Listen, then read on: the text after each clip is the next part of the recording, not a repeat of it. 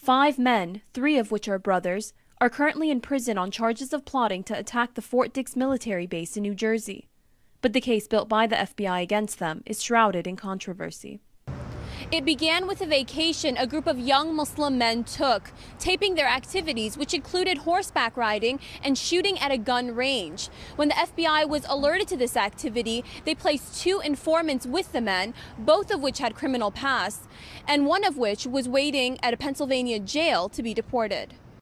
3 of the convicted men are brothers, Shane, Elvier, and Dritan Duca. The oldest Duca brother was talked into buying guns. He wanted to be able to go to a legal shooting range and shoot guns without having to wait in line. So if he owned his own guns, he wouldn't have to do that.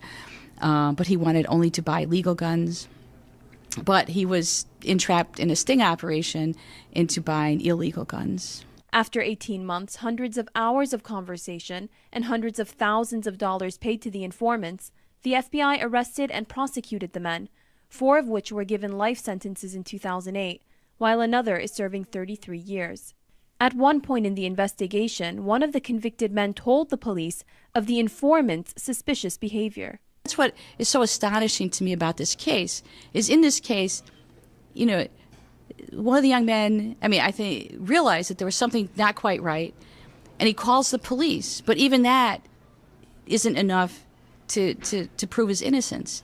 That, he called the police on the informant. The government wanted that way. They want to justify themselves. They spent millions of dollars. The judge itself said in the court, we spent millions of dollars, taxpayers' money, to investigate these people. In addition to concerns of weak evidence and allegations of an FBI setup against the men, the parents of the Duca brothers, all of whom received life sentences, discussed the devastating impact the case has had on their family. The third son, she was born, his daughter, when he was in Philadelphia jail. And we asked the judge, please, can he hold for 1 second in his hand his own daughter? He denied. He said no.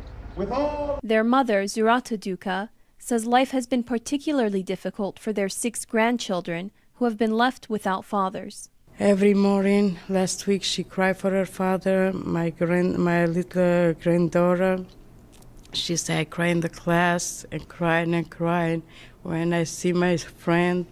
And I was thinking, everybody have the father. I don't have my father.